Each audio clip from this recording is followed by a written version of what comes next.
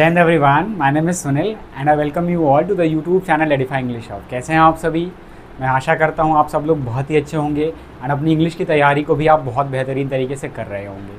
देखिए, हम इंग्लिश की बात इसलिए कर रहे हैं क्योंकि हमारे इस क्लास में हम इंग्लिश के ऊपर ही फोकस रखते हैं एंड इसके ऊपर फोकस रखना आपके लिए बहुत इंपॉर्टेंट हो जाता है, क्योंकि कई बार जो हमारे लिए कोई चीज़ मुश्किल लगती है उसको हम छोड़ने की कोशिश करते हैं। ठीक है, वो हमें पता होता है कि वो हमारे लिए बहुत इंपॉर्टेंट है, बट हम कई बार क्या करते हैं, हम कई बार उसको टालना शुरू कर देते हैं। अच्छा चलो आज नहीं, कल से शुरू करेंगे, परसों से शुरू करेंगे, और वो टाइम कभी आता नहीं है। इसीलिए बहुत ही ज़रूरी है कि आप उस चीज़ को दूर करिए, अपने हैबिट में रीडिंग को ऐड करिए। ठीक है, रीडिंग में न्यूज़पेपर आप बहुत अच्छा यूज़ कर सकते हो, दैट जिसको मैंने भी फॉलो किया है and with the help of that मैंने भी काफ़ी अच्छे अच्छे एग्ज़ाम्स को क्वालिफाई किया। रिटन एग्ज़ाम मैंने भी दिए बहुत सारे, तो I have cleared several examinations. ठीक है, तो मेरी इंग्लिश की वजह से मैं कहूँगा कि मैंने बहुत अच्छा स्कोर भी किया उन एग्ज़ाम्स के अंदर। तो चलिए शुरू करते हैं आज के अपने डिस्कशन को। एंड न्यूज़पेपर सब बताते हैं आपको कि पढ़ना चाहिए, बट उसका अप्रोच क्या होना चाहिए इस क्लास में हम जानेंगे। तो सबसे पहले हम कुछ की वर्ड्स को डिस्कस करेंगे, सबसे उनकी पहले मीनिंग को जानेंगे एंड साथ ही साथ सिनोनिम को भी जानेंगे। तो पहला वर्ड हमारे पास आज के आर्टिकल का द वर्ड इज़ ले बेयर। देखिए, बहुत सारे फ्रेजल वर्ब होते हैं। ठीक है, फ्रेजल वर्ब क्या होता है? तो एक वर्ब और प्रपोजिशन या फिर एडवर्ब के एसोसिएशन से मिला हुआ वर्ब है ना, that is called phrasal verb. ठीक है, ये ले बेयर क्या है?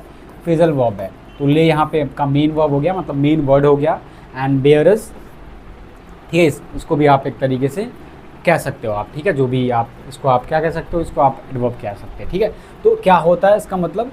तो to make something completely known या विजिबल, किसी चीज़ को पूरी तरीके से लोगों के बीच में डाल देना ताकि लोगों को पता चल जाए उसके बारे में, या विजिबल कर देना। और ये किसी ऐसी चीज़ को विजिबल करने की बात करता है या लोगों को जानने के लिए बात करता है, दैट जो कि हिडन हो, छुपी हुई हो। तो जो डॉक्यूमेंट्री थी, अब डॉक्यूमेंट्री पता होगा आपको, उसने क्या किया? रिवील कर दिया, यानी उजागर कर दिया या फिर पब्लिक में डाल दिया रियलिटी ऑफ पॉवर्टी को, यानी गरीबी की सच्चाई को। रिवील करना, एक्सपोज करना, डिस्क्लोज करना इसके सिनोनिम है। नेक्स्ट वर्ड हमारे पास एग्जैजरबेट। एग्जैजरबेट का मतलब होता है किसी चीज़, किसी खराब सिचुएशन को और भी ज़्यादा बद से बदतर बनाना। To make a bad situation worse, that is called exacerbate करना। हिज रूड कमेंट्स, उसके जो कमेंट्स थे जो कि काफ़ी रूड थे, है ना, एग्जैजरबेटेड द कॉन्फ्लिक्ट, उसकी वजह से जो कॉन्फ्लिक्ट था दोनों के बीच में, या मतलब कोई भी प्रॉब्लम थी, वो और भी ज़्यादा क्या हो गया? बढ़ गया। दैट इज़ कॉल्ड एग्जरबेट करना, एग्रवेट करना, है ना, या इंटेंसिफाई करना आप कह सकते हैं। ठीक है, नेक्स्ट वर्ड हमारे पास फ्यूटाइल। फ्यूटाइल का मतलब क्या होता है? एक तो वर्ड होता है आपके पास फर्टाइल, है ना। फर्टाइल का मतलब कोई भी ऐसी चीज़ जो आपके लिए सक्सेस, जो आपके लिए पॉजिटिव रिजल्ट लेकर के आए। बट वही फ्यूटाइल का मतलब इसका अपोजिट हो जाता है, कोई भी ऐसी चीज़ जो इनकैपेबल है, असक्षम है प्रोड्यूस करने में, लेकर के आने में किसी भी सफल परिणाम को, that is called futile. Violence is a futile solution. जो हिंसा होती है वो एक फ्यूटाइल, यूजलेस सॉल्यूशन होती है सोसाइटी में एग्जिस्ट करने वाली प्रॉब्लम्स को लेकर के। तो वेन या फिर इनइफेक्टिव आप इसको कह सकते हैं। अच्छा, वेन मैंने बताया है, तो इस वेन से कंफ्यूज नहीं करना आप लोग। ठीक है, इस चीज़ का मतलब, वेन का मतलब होता है किसी चीज़ का धीरे धीरे धीमा होते जाना, दैट इज़ कॉल्ड वेन करना, बट इन दोनों का मतलब अलग होता है। नेक्स्ट वर्ड हमारे पास कर्टेल। ठीक है, अब कर्टेल वर्ड आ गया है, तो इसको हमने, जो अर्चना मैम ने क्लास ली थी वोकैबुलरी की, उसमें मैम ने इसको काफ़ी अच्छे तरीके से बताया है। तो आप सभी लोगों से मेरी ये गुजारिश है कि आप अगर वोकैबुलरी को और भी ज़्यादा स्ट्रॉन्ग बनाना चाहते हैं तो उन वीडियोस को भी आप देखना शुरू कर दीजिए, जो सीरीज़ चल रही है नॉर्मली की। नॉर्मली मैंने भी किया है, बहुत बहुत इफेक्टिव बुक है ये, अगर आप अपनी वोकैबुलरी को स्ट्रॉन्ग करना चाहते हैं। एंड उसमें तो 4 चांद लग जाता है जब आप किसी ऐसे टीचर से पढ़ते हो जो उसको काफ़ी बेहतर तरीके से एक्सप्लेन करे, तो वो वर्ड भी आपके मेमोरी में फिट हो जाता है। तो Archana ma'am is doing that work, है ना, आप उनको अच्छे तरीके से करिए। ठीक है, that videos are also very very important. तो हम वर्ड को जान लेते हैं। कर्टेल का मतलब होता है टू कट शॉर्ट समथिंग, यानी किसी चीज़ को छोटा करना, बेसिक मीनिंग होता है इसका मतलब। तो जो फ्रीडम ऑफ स्पीच होती है, बोलने की जो आज़ादी होती है, उसको कर्टेल नहीं किया जाना चाहिए किसी भी सिचुएशन में। ठीक है, रिड्यूस करना, शॉर्टन करना, रिस्ट्रिक्ट करना, लिमिट करना, these are the few synonym for this word. Next word का मतलब होता है डाइल्यूट करना। अब आपके पास साफ़ पानी है और साफ़ पानी में कुछ गंदगी डाल दें, जिसकी वजह से वो पानी क्या हो जाता है? गंदा हो जाता है, वो यूज़ के काबिल ही नहीं रहता है, मतलब आपने पीने के लिए अगर लिया हो तो उसके योग्य नहीं रह जाता। तो डाइल्यूट का मतलब होता है किसी चीज़ को क्या कर देना? कम इफेक्टिव बना देना। मतलब पहले बहुत ज़्यादा अच्छा काम कर सकती थी, लेकिन आपने कुछ ऐसा उसमें मिला दिया, कुछ ऐसा कर दिया जिसकी वजह से उसकी इफेक्टिवनेस में गिरावट आ गई। द मैसेज वॉज डाइल्यूटेड, जो मैसेज था उसको डाइल्यूट किया गया, जो संदेश था उसको डाइल्यूट यानी ख़राब बनाया गया। अननेसेसरी के डिटेल्स की वजह से। तो काफ़ी बेकार की है ना, यूजलेस डिटेल्स उसमें डाली गई, जिसकी वजह से मैसेज और भी ज़्यादा डाइल्यूट हो गया। वीकन करना, लेसन करना कह सकते हैं आप। नेक्स्ट है हमारे पास हीप प्रेज ऑन समवन। ये पूरा का पूरा फ्रेज ही हमने उठा लिया है, आर्टिकल में आया हुआ था। तो इसका मतलब होता है किसी की बहुत ही ज़्यादा तारीफ़ करना। टू प्रेज समवन एक्सेसिबली या इंथुजियास्टिकली भी आप इसको कह सकते हैं, यानी इंथुजियास्टिकली, है ना, ओके, मतलब बहुत ही उत्साह के साथ में किसी की प्रशंसा करना। जो टीचर, जो अध्यापक थे, उन्होंने क्या किया, बहुत ज़्यादा प्रशंसा करी किसकी, हार्ड वर्किंग स्टूडेंट्स की। तो आप याद रखेंगे, अपलॉड करना, एक्सटॉल करना, वेरी इंपॉर्टेंट वर्ड एक्सटॉल, इसको आप याद रखेंगे, ठीक है। नेक्स्ट वर्ड हमारे पास कैटर टू। तो कैटरिंग वर्ड सुना होगा आप लोगों ने, ठीक है। कैटरिंग का मतलब क्या होता है, सर्विस देना।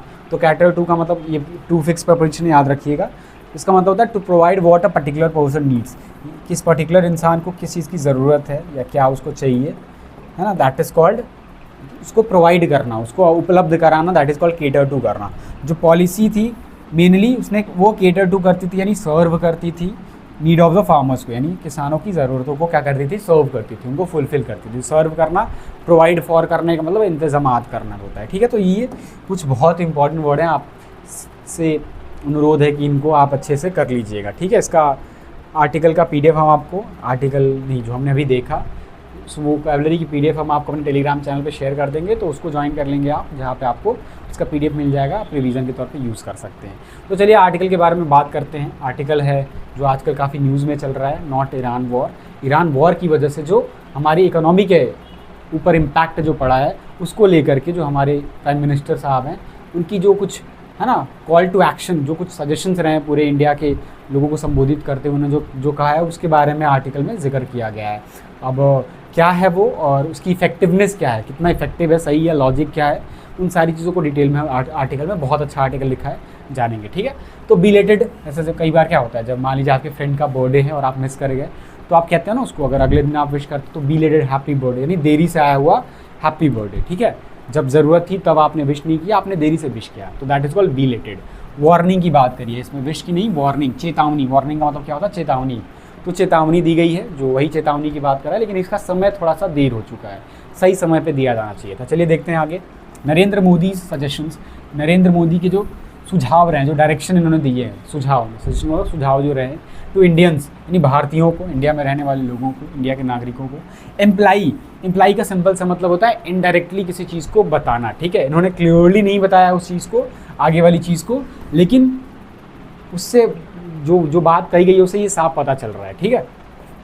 इनडायरेक्टली किसी को इंडिकेट करना। तो नरेंद्र मोदी के जो सजेशंस हैं, जो इंडियंस को लेकर के आए, ये इम्प्लाई करता है या इनडायरेक्टली बताता है एक सीरियस, एक काफ़ी गंभीर इकोनॉमिक इम्पैक्ट को, यानी आर्थिक इम्पैक्ट को, प्रभाव को। तो वही ईरान और जो इजराइल का वॉर है, जो अभी रुकने का नाम ही नहीं ले रहा, तो उसी के बारे में आर्टिकल है कि उसको लेकर के इंडिया के ऊपर क्या क्या इम्पैक्ट पड़ा, उसे अच्छे से जानेंगे, ठीक है। प्राइम मिनिस्टर नरेंद्र मोदी, जो हमारे प्राइम मिनिस्टर हैं, इनकी जो 7 पॉइंट की कॉल टू एक्शन रही है। कॉल टू एक्शन का मतलब क्या होता है कि ऐसे एक्शन, ऐसे इनिशिएटिव जो कि तुरंत लिए जाने चाहिए, that is called call to action, है ना। ऐसे डायरेक्शन जहाँ पे तुरंत काम किया जाना चाहिए। तो नरेंद्र मोदी की जो 7 पॉइंट की जो कॉल टू एक्शन रही है, किसके लिए, for the citizens of India, यानी भारत के नागरिकों के लिए। तो ये जो कॉल टू एक्शन है, ये ले बेयर करती है, एक्सपोज करती है, रिवील करती है, सब्जेक्ट है हमारा कॉल टू एक्शन, रिवील करती है सिवियरिटी को। सिवियरिटी का मतलब सीरियसनेस को, ठीक है। सीरियसनेस का मतलब पता ही होगा आपको क्या होता है, किसी चीज़ की सीरियस होने की अवस्था। तो सीरियसनेस को जो कि है उस इम्पैक्ट का, उस प्रभाव का, इम्पैक्ट का मतलब क्या होता है, डायरेक्ट इन्फ्लुएंस, है, that is called effect, direct effect. Impact का जो कि वेस्ट एशिया में चल रहा है, क्राइसिस की वजह से आया हुआ है, ठीक है, या उसकी वजह जो डिजास्टर की वजह से आया हुआ है।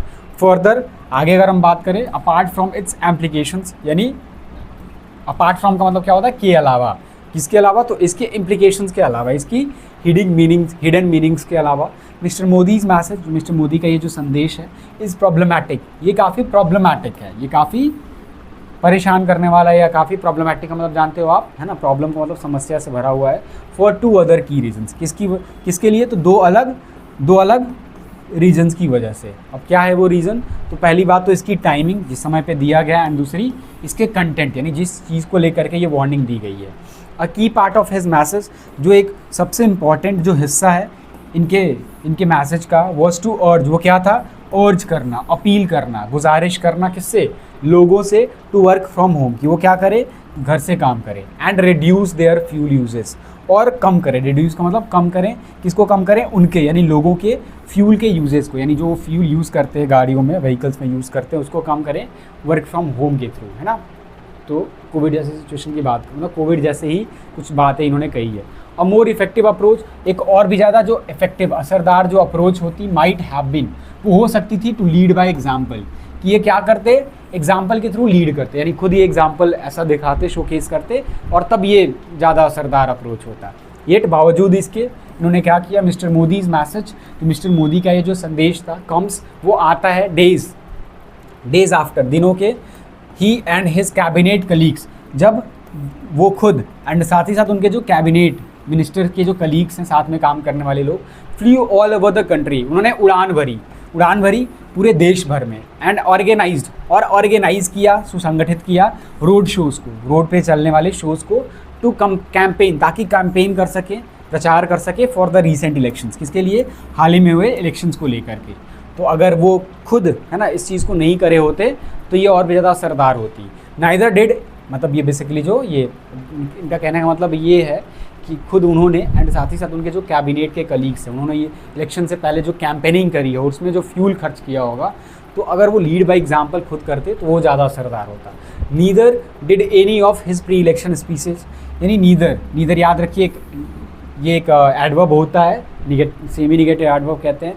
अगर ये सेंटेंस नहीं, सेमी निगेटिव नहीं, निगेटिव एडवर्ब है ये, अगर सेंटेंस के शुरू में आ जाता है और उसके बाद क्लॉज रहेगा कोई, याद रखिए क्लॉज रहेगा, क्लॉज का मतलब सब्जेक्ट और वर्ब, तो रूल ऑफ इन्वर्जन को वो ट्रिगर कर देता है। रूल ऑफ इन्वर्जन ये कहता है कि सेंटेंस का जो हेल्पिंग वर्ब है वो सब्जेक्ट से पहले आएगा, ठीक है, जैसे हम इंटरोगेटिव सेंटेंसेस में देखते हैं।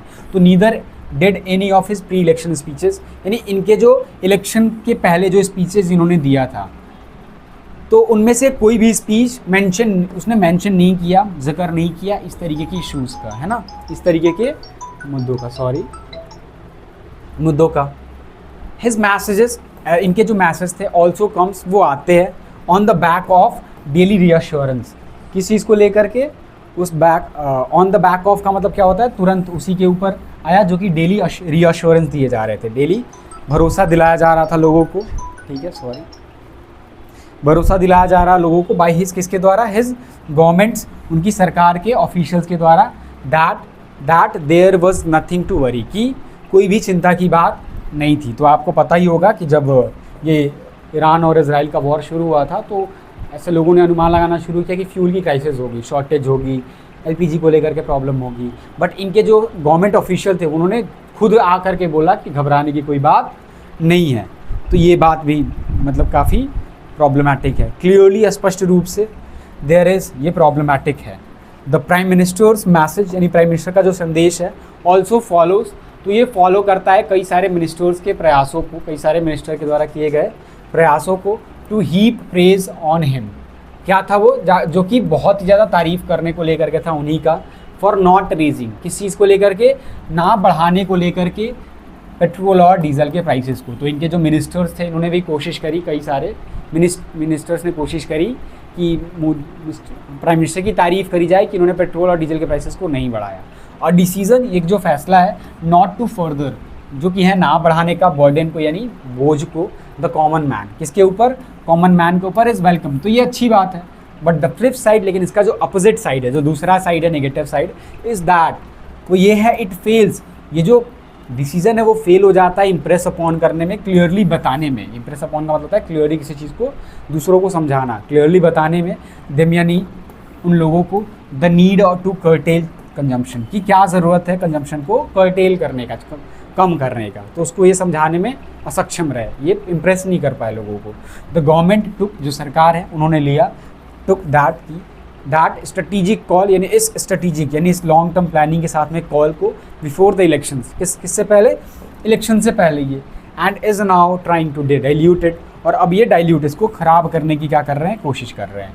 परहैप्स, संभवतः, हाइक इन फ्यूल प्राइसेस, यानी एक जो उछाल है या जो बढ़त है किसमें? फ्यूल के प्राइसेस में, विल फॉलो सून, वो जल्दी ही आएगा, तो आपको जल्दी ही फ्यूल के प्राइसेस में इंक्रीज देखने को मिलेगा।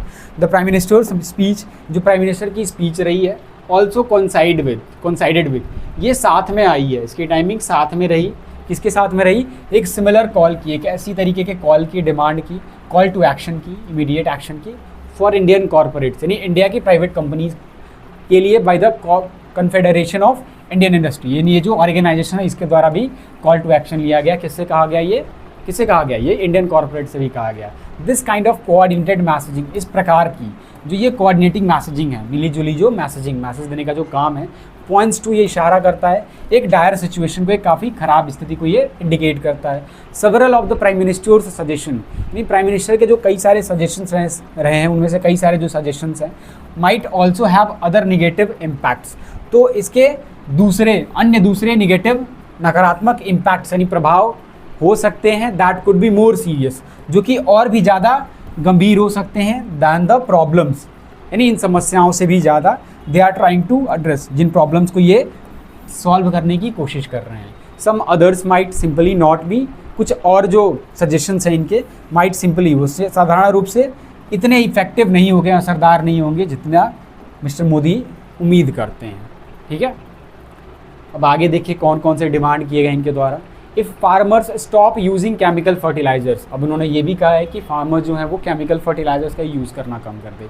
मेरा भी सवाल है भाई कि अगर फर्टिलाइज़र क्या है हमारे पास, जो फार्मर्स होते हैं बेसिकली उनके पास और क्या ऑल्टरनेटिव है जिसके थ्रू वो क्रॉप को ग्रो करा लेंगे फर्टिलाइज़र के अलावा। Everyone depends on fertilizers, है ना, बारिश भी कम हो जाए तो फर्टिलाइज़र दे करके, है ना, मतलब बारिश की नहीं, इरीगेशन सिंचाई करके, ट्यूबवेल वगैरह का यूज़ करके हम कंपनसेट कर लेते हैं फर्टिलाइज़र का यूज़ करके। तो अगर वही चेंज कर देंगे तो कैसे, तो इन्होंने साफ कहा है स्टॉप करने के लिए। तो देखते हैं भाई, है ना, अगर फार्मर्स रोक देते हैं यूज़ करना केमिकल के फर्टिलाइजर्स को, यानी खादों को, एज ही हैज़ अर्ज्ड, जैसा कि इन्होंने क्या किया, अपील करा है, द इमीडिएट इम्पैक्ट, यानी जो तुरंत इम्पैक्ट पड़ेगा, will be on crop output. किसके ऊपर पड़ेगा, ये क्रॉप के आउटपुट के ऊपर, यानी जितना मतलब कितना फसल निकल के आएगा उसके ऊपर इम्पैक्ट पड़ेगा। एट अ टाइम, अब एक ऐसे समय पे व्हेन, जब अल लीनो इज़ ऑलरेडी, जो अल लीनो है पहले से ही वो सेट है, तैयार है टू हर्ट इट, यानी इसको चोट पहुंचाने से। तो El Nino is a negative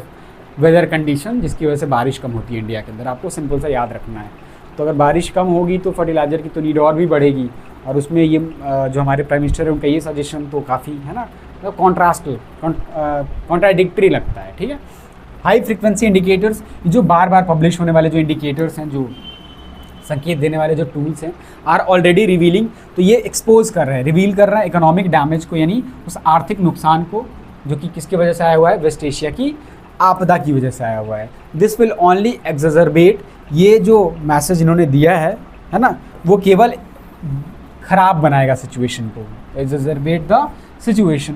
the suggestions to stop foreign travel, अब एक और सजेशन की बात करी गई है, ये जो सुझाव आया है कि रोक दें फॉरेन ट्रैवल को, यानी बाहर की यात्रा को, इंटरनेशनल ट्रैवल को। विल कंजर्व फॉरेन एक्सचेंज, वो बचाएगा फॉरेन एक्सचेंज को, यानी फॉरेन एक्सचेंज में फॉरेन करेंसी होती है, डॉलर, गोल्ड वगैरह वाली चीज़ें, तो उसको ये सेव करेगा, कंजर्व करेगा। But reserve bank of India, हमारे यहाँ की जो सेंट्रल बैंक है ना, banks of the bank, RBI की जो डेटा अप टू 2026, जो कि 2026 फेब तक की जो डेटा है, शोज़, ये दिखाती है दैट कि इंडियंस फॉरेन ट्रैवल स्पेंडिंग, की इंडिया का जो फॉरेन के अंदर ट्रैवल को लेकर के जो खर्चा है इन 2025-26, 2025 से 26 तक का, वॉज ऑलरेडी डाउन। ये 3% से क्या था, कम था। तो पहले अगर 100 रुपये खर्च किए गए होंगे इंडियंस के द्वारा ट्रैवलिंग में, फॉरेन ट्रैवलिंग में, तो अब ये 97 पे आई है, तो ये ऑलरेडी कम है। ठीक है, मार्च का जो महीना है, द फर्स्ट मंथ, जो कि पहला महीना होता है after the Iran war broke out, जब से ये ईरान का जो युद्ध है वो अचानक से शुरू हुआ। ब्रेकआउट का मतलब किसी चीज़ का अचानक से शुरू होना, इज़ लाइकली, तो ये मार्च से भी संभावना है टू हैव सीन, किसने देखा होगा एक, यहाँ तक कि और भी ज़्यादा डिक्लाइन को, यानी गिरावट को। अभी इसका डेटा नहीं आया हुआ है, लेकिन इससे उम्मीद करी जा रही है, संभावना है कि टू हैव सीन, देखिए यहाँ पे टू हैव सीन इसलिए बनाया गया है क्योंकि ये डिक्लाइन अगर आया होगा तो मार्च तो ख़त्म हो गया है, तो ये परफेक्ट, मतलब ये हो चुका है, अभी भी पब्लिश नहीं हुआ है डेटा, लेकिन ये काम हो चुका होगा जो भी हुआ होगा डेटा में। द रियल प्रेशर, जो रियल वास्तविक जो प्रेशर है किसके ऊपर, रुपी एंड साथ ही साथ इंडिया के फॉरेन एक्सचेंज के ऊपर। फॉरेन एक्सचेंज का मतलब फॉरेन करेंसी, याद रखिए, जो इंडिया रखता है अपने रिजर्व में। इस बिकॉज वो इसलिए है क्योंकि फॉरेन इंस्टीट्यूशनल इन्वेस्टर, यानी जो फॉरेन की जो कंपनीज़ होती है जो इन्वेस्ट करती हैं, आर पुलिंग आउट, वो बाहर निकल रही हैं, बाहर जा रही हैं। While the RBI is using, जबकि जो हमारी RBI है वो यूज़ कर रही है, इस्तेमाल कर रही है वैल्यूएबल डॉलर को, काफ़ी वैल्यूएबल वैल्यू वाले डॉलर्स को टू शोर अप, ताकि शोर अप कर सके। ये वर्ड कल भी आया था फ्रेज, शोर अप का मतलब सपोर्ट करना, ताकि सपोर्ट कर सके इस गिरती हुई करेंसी को, यानी हमारी इंडियन रुपी भी गिर रही है तो उसको सपोर्ट करने के लिए बेसिकली हमारी RBI क्या कर रही है, डॉलर को क्या कर रही है, मार्केट में ज़्यादा पंप कर रही है, ताकि उससे क्या होगा, डॉलर की जब पंपिंग करी जाती है तो उससे रुपये की वैल्यू में थोड़ी स्टेबिलिटी आती है। ठीक है, ओके आगे देखते हैं। अर्जिंग इंडियंस, यानी अर्ज करने का जो काम है, अपील करने का जो काम है भारतीयों से, टू बाई लोकल, कि वो लोकल चीज़ें खरीदें, हमारी कंट्री में बनी हुई चीज़ों को खरीदें, is another way of asking, वो एक और दूसरा तरीका है पूछने का, देम उनको टू कंज्यूम लेस, ताकि क्या कर सकें, ये कम कंज्यूम कर सके। ठीक है, देखिए किसी भी कंट्री के लिए अगर वहाँ की पब्लिक कंजम्पशन कम कर दे तो उसके लिए बहुत नुकसानदेह होता है, ज़्यादा इकोनॉमिक लॉस हो जाएगा। तो ये भी कम कंज्यूम करने को लेकर के, मतलब उन्होंने बोला नहीं है कि आपको कंजम्पशन कम करना है। ठीक है, सिंस प्योरली डोमेस्टिक सप्लाई, क्योंकि जो पूरी तरीके से जो डोमेस्टिक सप्लाई है हमारे यहाँ, इज़ नॉट नियरली वो एनफ, वो लगभग एनफ, पर्याप्त नहीं है, टू कैटर टू, ताकि वो सर्व कर सके डिमांड को, यानी हमारी कंट्री में जितनी डिमांड है उसको पूरा करने के लिए हमारी डोमेस्टिक सप्लाई उतनी पर्याप्त नहीं है।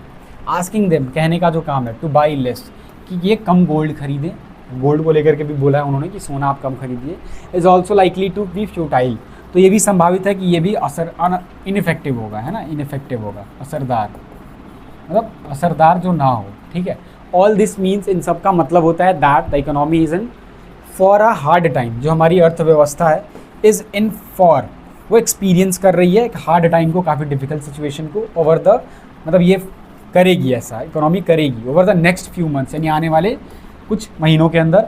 अ वार्निंग, तो एक जो चेतावनी है, the prime minister should have delivered, जिसको प्राइम मिनिस्टर के द्वारा दिया जाना चाहिए था या उनको देना चाहिए था, मच अर्लियर, और भी ज़्यादा पहले, इलेक्शंस, चाहे इलेक्शंस हो रहे हों या फिर इलेक्शंस ना हो रहे हों। ठीक है, तो ये सब पॉलिटिक्स है, ठीक है, जो भी चीज़ें हो रही हैं, बट कहीं ना कहीं अगर हमारे देश के प्राइम मिनिस्टर इतनी बड़ी बात को कह रहे हैं तो उसका ज़रूर मतलब होगा। ठीक है, लेकिन हमने तो इस आर्टिकल में पढ़ा कि जो भी वो उन्होंने बोला है वो निगेटिवली इम्पैक्ट करेगा, तो देखते हैं क्या होता है। ठीक है, आप सिर्फ देखिए, अब हम देखिए, I am preparing for CDS examination, तो हमारी एसएसबी होती है, एसएसबी में इंटरव्यू होता है हमारा, तो उसमें हमसे शायद, अगर मान लीजिए मैं कल या परसों में एसएसबी देने जाता हूँ, हालांकि नहीं है मेरी एसएसबी, और अगर मैं चाहता हूँ तो मुझसे ये सवाल पूछा जा सकता है कि अच्छा बताइए कि अभी जो मैसेज दिया है हमारे इंडिया के प्राइम मिनिस्टर ने, उसका वो मैसेज क्या है और इसके क्या क्या इम्प्लीकेशंस हैं, या क्यों बोला है उन्होंने, उससे क्या बेनिफिट होगा। तो आपको ये आर्टिकल थोड़ा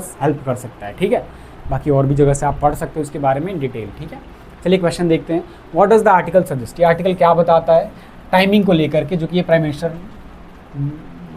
के वार्निंग को लेकर के। द वार्निंग यानी जो चेतावनी है वो तुरंत आया है उस इकोनॉमिक इफेक्ट के बाद, जो कि पहले ही दिखना शुरू हो गया था, तो सही बात है। गवर्नमेंट ने कंसिस्टेंटली डिस्कस किया इशू को बिफोर द इलेक्शन, ऐसा नहीं है। आर्टिकल कंसिडर करता है टाइमिंग को, इस टाइमिंग को समझता है आर्टिकल जो ऑथर है, तो पॉलिटिकली और इकोनॉमिकली प्रॉब्लमैटिक है, तो ये बात सही है ना। तो पहला और तीसरा हमारा आंसर है, बिल्कुल सही है, ये सही है। अकॉर्डिंग टू द आर्टिकल के हिसाब से what are the possible consequences, क्या संभावित कॉन्सिक्वेंस यानी परिणाम हो सकते हैं, जो कि है फर्टिलाइज़र के यूजेस को कम करने का। क्या होगा इससे, तो एग्रीकल्चर आउटपुट डिक्लाइन कर सकता है बहुत ही ज़्यादा, तो ये बहुत सही बात है। ठीक है, अल नीनो कंडीशन में वर्सन फूड इन्फ्लेशन, तो अल नीनो का जो कंडीशन है वो फूड इन्फ्लेशन को भी बढ़ा देगा, बात सही है। आर्टिकल का दावा है कि जो फर्टिलाइज़र रिडक्शन है विल इम्प्रूव एक्सपोर्ट्स इमीडिएटली, ऐसा कोई बात नहीं करा गया। ठीक है, पहला और दूसरा यानी ए ऑप्शन हमारा क्या हो जाएगा, सही हो जाएगा। चलिए नेक्स्ट मूव करते हैं। What criticism does the article, किस आलोचना को इस आर्टिकल में, मतलब इस आर्टिकल में दिया गया है गवर्नमेंट को अप्रोच को लेकर के। तो गवर्नमेंट ने प्रायोरिटाइज़ किया है टैक्सेशन रिलीफ को बिफोर इलेक्शन, ऐसा नहीं आर्टिकल में बात करा था। लीडरशिप फेल रही ताकि वो रिड्यूस्ड कंजम्पशन को इफेक्टिव तरीके से इंकरेज कर सके, सही बात है। आर्टिकल क्रिटिसाइज़ करता है सरकार को इकोनॉमिक कम्युनिकेशन की स्ट्रैटेजी को लेकर के, तो ये बात भी सही है। पहला और दूसरा सही है हमारा, सॉरी नॉट पहला दूसरा और तीसरा सही है, तो यहाँ पे आप ऐड कर लीजिए। ठीक है, तीसरा भी, तो ये हमारा क्या हो जाएगा, एक मिनट पहला देखता हूँ मैं। गवर्नमेंट ने प्रायोरिटाइज़ किया टैक्सेशन रिलीफ को बिफोर इलेक्शन, ऐसा तो नहीं है, है ना, आर्टिकल में ऐसी बात नहीं करी गई थी। ठीक है, तो बी ऑप्शन हमारा सही हो जाएगा। What broader economic message does article convey, कौन सी बड़ी मैसेज को इस आर्टिकल में कन्वे किया गया है। तो इंडिया में not face difficult economic condition, face करेगा भाई। कंज्यूमर बिहेवियर को इनडायरेक्टली टारगेट किया जा रहा है ताकि इंपोर्ट्स को, बिल्कुल सही बात है। आर्टिकल का मानना है कि इलेक्शंस सोल रीज़न थे इकोनॉमिक स्ट्रेस को लेकर के, सोल रीज़न तो नहीं था, है ना। इलेक्शन से आ रहा था सोल रीज़न, केवल रीज़न है इकोनॉमिक स्ट्रेस को लेकर के। हाँ, ये आर्टिकल में बात करी गई थी, ठीक है, सॉरी। तो दूसरा तीसरा हमारे यहाँ पे, मुझे थोड़ा सा तीसरा क्वेश्चन फिर से पढ़ना पड़ेगा। गवर्नमेंट ने प्रायोरिटाइज़ किया टैक्सेशन की रिलीफ को इलेक्शन से पहले, करा तो था लेकिन हाँ वो जो यस ये बात भी सही है ना, वो पेट्रोल और डीजल के ऊपर है ना बर्डन कम करने के लिए उन्होंने प्राइसेस को नहीं बढ़ाया था, तो ये बात भी सही थी। तो हमारा तीनों ही सही होगा यहाँ पे, ठीक है, चेंज द आंसर, ठीक है, all of these are correct. Okay, so this is all for today's class and I hope you enjoyed the session, and for more updates you can join our Instagram handle, and for the PDF of this class and the PDF of the article which you can use for your advanced reading, and it is a suggestion for you all। देखिए हम भी कुछ आपको suggestion दे देते हैं कि English को अगर आपको इम्प्रूव करना है तो न्यूज़पेपर पढ़िए, पढ़ना शुरू करिए, आर्टिकल पढ़ना शुरू करिए। अगर मैं कुछ मदद कर सकता हूँ आपकी तो ज़रूर हमें बताइए, और हम करा ही रहे हैं इसको ज़रूर देखिए। आप आर्टिकल को पहले खुद से पढ़िए ताकि जब आप आर्टिकल को देखें, मतलब न्यू वीडियो देखें, तो आपको ज़्यादा अच्छे तरीके से समझ में आए। सो this is what I wanted to convey from this class, and this is the end for today's session। मिलते हैं आपसे नेक्स्ट आर्टिकल में, तब तक अपना ध्यान रखिए। Thank you very much and जय हिंद।